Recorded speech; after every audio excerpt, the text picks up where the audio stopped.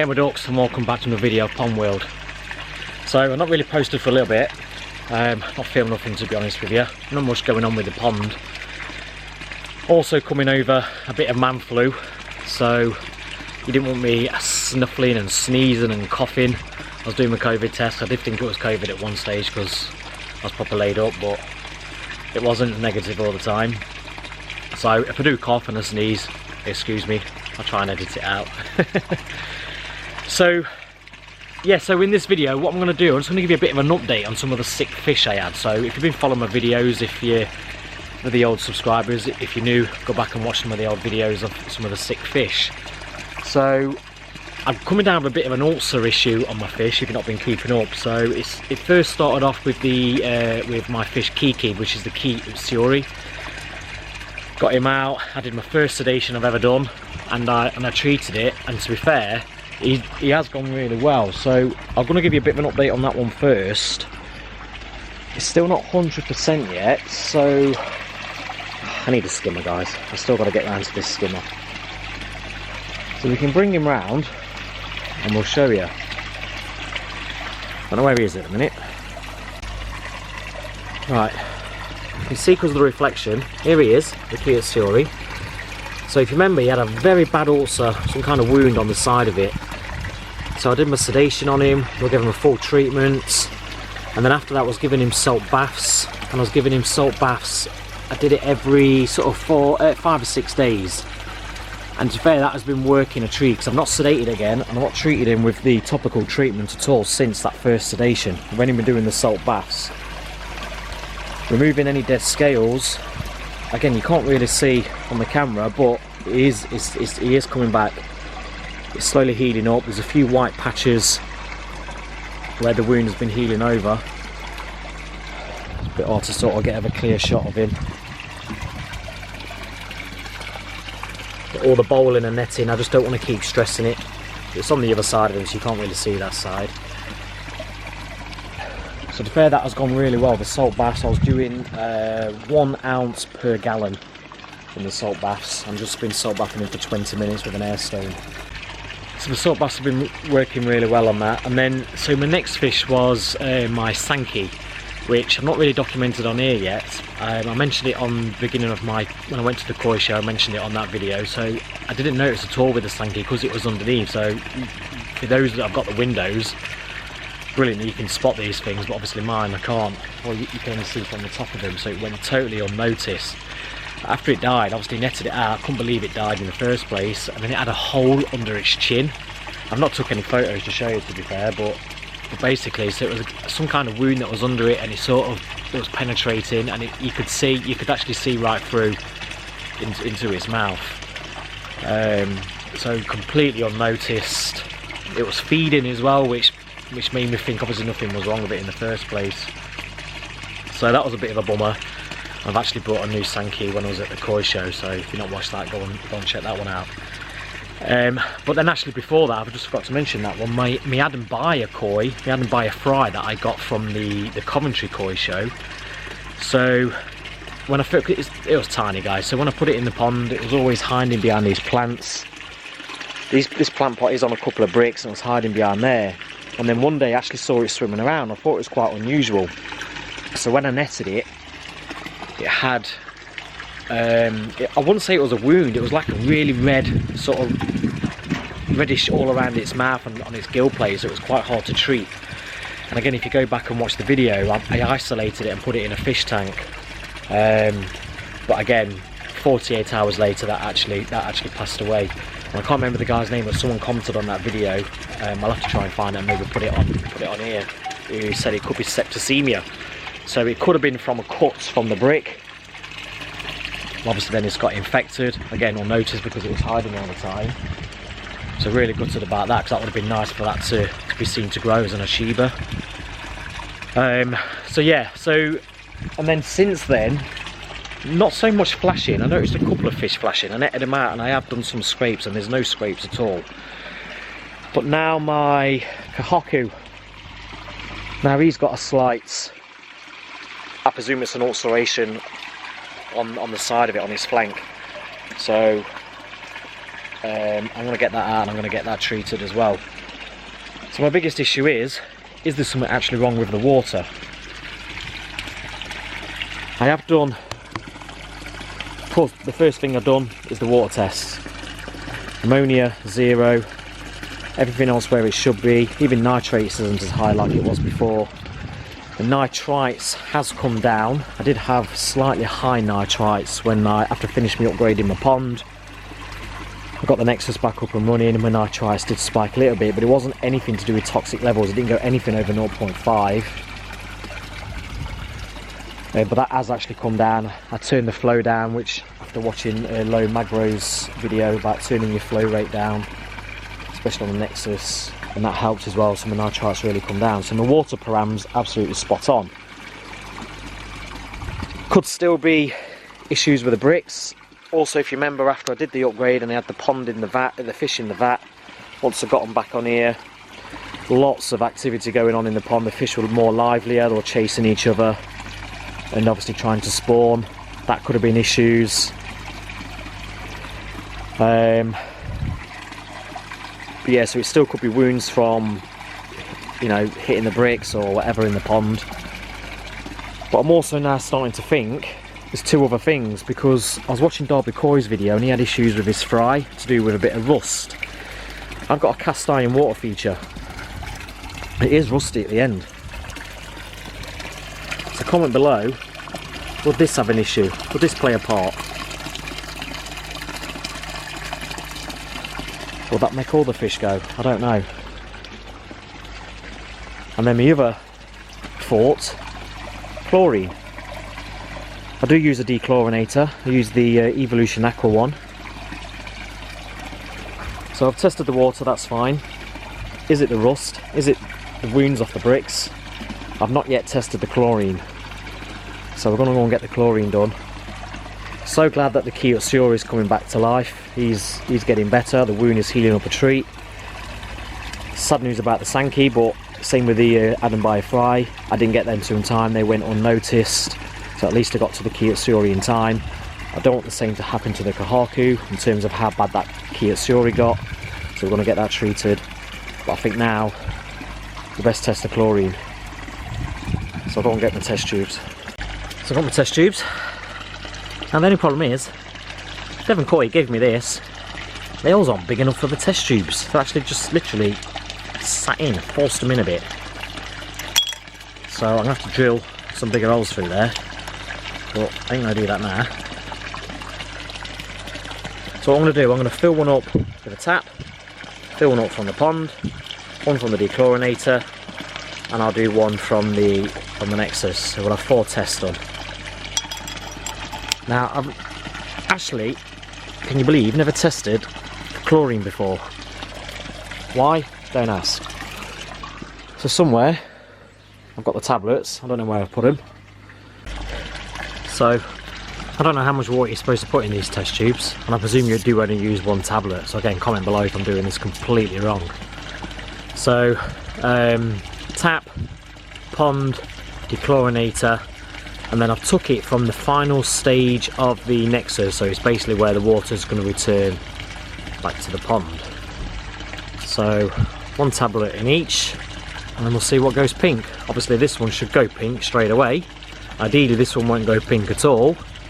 Same with that one, and I'm hoping that doesn't go pink, because if it does, it means I've got chlorine coming out my dechlorinator, and that could be one of the issues why I'm getting ulcers on my fish. So I'm not sure if I can hold the camera and open one of these at the same time, so tell you what, I'll go and get the tripod. Right, that's a bit better. So we'll get one. Like that.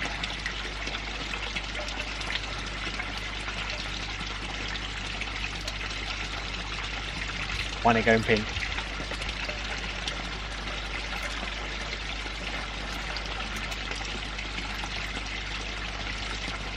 Pond,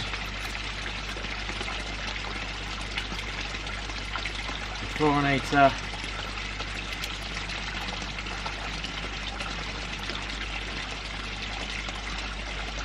not even the tap's going pink. Have I got the right jogging tablets or what? DPD-4 tablets, yeah?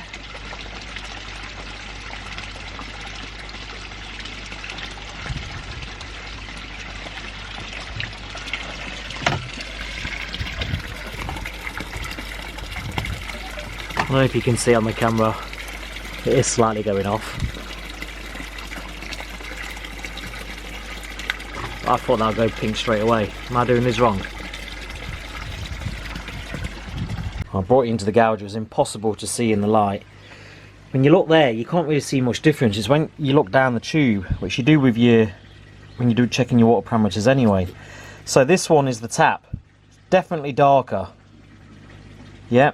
To be fair, when I look down without the camera, it looks pink. When you look down the camera, it just looks cloudy, but it is pink. So this is the pond, which is actually clear. The dechlorinator is not 100% clear, but it's not as pink as that. So maybe the dechlorinator is doing its job. There is obviously slight chlorine coming through because it is darker than the pond. And then the Nexus is just like the pond. So my pond doesn't actually have chlorine in. So any chlorine that is coming through the dechlorinator, it must obviously be diluting and clearing up because there's no chlorine in the pond. So that's the tap, that's the pond, that's the dechlorinator, slight, and then what's coming out the Nexus back into the pond, which I don't even know why I tested that, because if there's no, I could have just tested the pond, but never mind.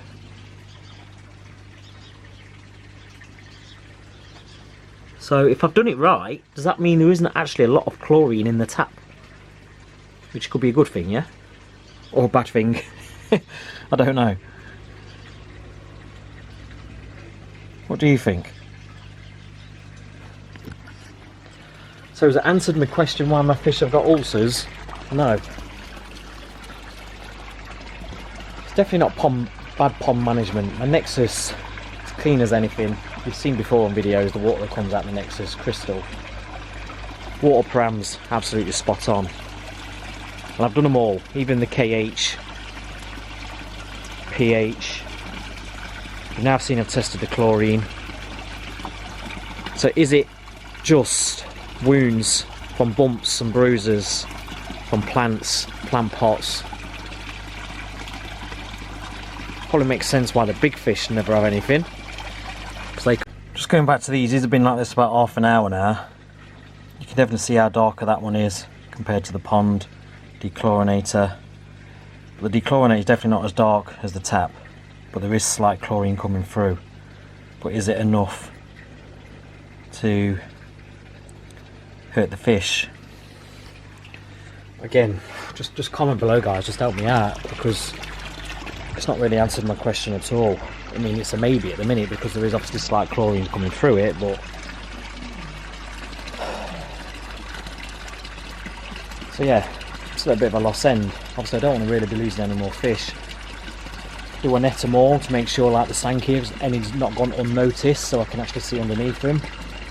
I hate netting my fish because I hate stressing them out, but it might need to be done, especially if there's something going on in there. It might be worthwhile to do it and check them all out, but we need to get that kahaku out anyway. I'll go and get my treatment stuff ready. We'll bowl it up and see, have a look. This was a lot easier to do without the stress of trying to film it, so I didn't. It was too stressful last time, which you saw. So I'm just going to spin him round. You can see where I put the top coat sealant on. So he's got a slight wound on him. He's just coming back together now, so I'm just going to put him back in the pond. It's quite stressful doing this, especially when you've not really done much of this before, so I couldn't set the camera up, I couldn't sit there and film it like I did. So fingers crossed we get to this kahaku in time. But what I'm also going to do, I'm not going to do it now obviously, so in a few days time I'm going to do the salt baths, because the salt baths seem to work a lot better on my key at Suri and keep trying to sedate it all the time. The salt baths has actually brought it round better, I think, so I'm going to do the same with this. But I've treated it, I've cleaned it up with a wound cleaner, the anti-bac spray. He's had the top coat sealant on. I've not done the powder yet. We'll get him back in the pond, and then in a few days time, obviously I'm going to keep an eye on it anyway, we'll do the salt bath. and then we'll do what we did with the ULCERS and probably do it every sort of 5 days. But I don't want to stress him out anymore. I really don't want to lose this fish. I quite like this Coco, as my daughter's now called it, with the red nose. Coco the clown. Let's get him back in the pond. So I'll get the powder on, then we'll get him back in the pond. Right, just coming back to these. This is now nearly an hour. Look how pink the tap one's gone, as to expected. But it is still clear in the pond. But look at the dechlorinator one. The dechlorinator is supposed to bring out all this, isn't it? It's supposed to kill all that. So, is that the main issue? Again, you know what to do. Comment down there. Because there is chlorine coming out of the dechlorinator. But then, that's the pond. So it's obviously being diluted, what is coming out. We can forget the nexus, don't we? But I don't know why I've tested that. But yeah. So chlorine's definitely coming out the dechlorinator, but it must be diluting because that's the pond.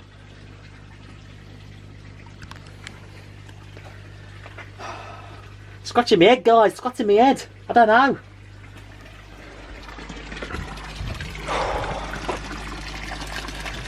Right, so what I'm going to do now, I need the fish to settle first because I'm going to have to start netting a few fish out. We'll bowl a few up at a time and we'll start checking underneath them because I don't want any underlying issues going unnoticed, like the stanky especially. So fingers crossed we're getting to the carcass in time. But something's going on. Something is going on. Alright, the wife's shouting at me for lunch. Right guys, before I end the video, it's actually a week later. I'm going to break my neck, I ain't got my shoes on properly, like an umpty. To fair, the carcass is doing alright. I gave it a salt bath yesterday, so it's clearing up slightly, so it might just take a few weeks, just like the ULCERS, but I'm sure it'll be okay, hopefully. Right, interestingly, so what I did this week, I went to have a chat with Lee at the Japanese Water Gardens. That's my local koi dealer who's just up in Nottingham, it's just up the road from me. And interesting conversation about obviously the issues going on with the pond, and I was obviously asking about the chlorine and stuff, and he says he doesn't seem to think it is the chlorine issue because obviously if there's chlorine issue then that's probably going to knock the filter back in terms of the parameters might be quite high because the chlorine is killing the good bacteria, so it could have high ammonia and high nitrites. So because that is zero, he doesn't seem to think it is a chlorine issue. And you said you're probably going to get more flashing with chlorine anyway rather than ulcers, so he does seem to think it's probably down to bumps and bruises in the pond really, which he says it could be overstocked, which I suppose my pond is slightly overstocked. I've got quite a lot of fish in there for the amount of volume of water I've got in there, so fingers crossed this is what we can just put it down to, is bumps and bruises. But I've also got to eradicate the problem then. Is it off the bricks that the plants are sat on? Is it the pumps that I've got in there? You're never going to know. So it's just a case of keeping an eye on it really. It's just strange that it is the smaller fish all the time rather than the big fish. So is it the little fish just getting bumped out of the way by the big fish? I don't know. Before I do actually end the video, I'm just going to put in a clip now of the stanky, because you saw me pick up the stanky from the Newark show, but you didn't actually see it in the flesh. You didn't actually see it before I put it in the pond. So I'm going to go and put in a quick clip when I bowled it up. It's a really nice stanky to be fair, so hit that. Right, so I've got it in the bowl. Let's have a closer look. So it's not the Deutsche one, which I did want originally, but to be fair, there was one I saw at Quinny Koi, but it was bigger than this. Sorry, it was smaller than this and a lot more expensive. So like I said, Jack's done me a deal on this, and what Jack was actually saying to me, so you can see there's quite a bit of grey pattern where the sumi is just starting to come through, so you can see a lot of sumi that does want to get through there. And of course as the koi grows and it stretches out, some of the red will shrink and the white will start coming through as well, so it's got a lot of potential, this fish. There's a choice out of this one and a couple of others, so this is the one I've gone for. Obviously it's quite skinny at the minute. He said he thinks it's back, he thinks he's nearly certain it's a male. Skinny for obvious reasons, it's been at the show, so it would have been not fed for a bit. He's quite happy now he's got out the bag.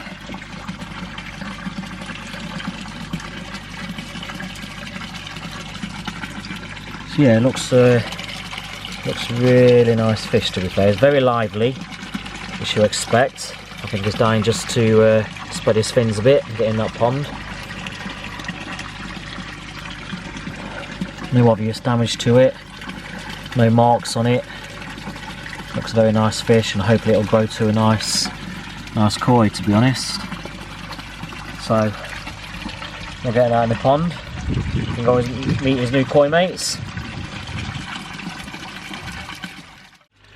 Right guys, then that's it. So thanks for watching. If you stayed to the end, make sure you give it a thumbs up, and I appreciate it if you did stay to the end. All good for me. And if you're not subscribed, hit the subscribe button, and we'll see you next time for another vlog on Sharpies Pond World. Bye ducks, bye.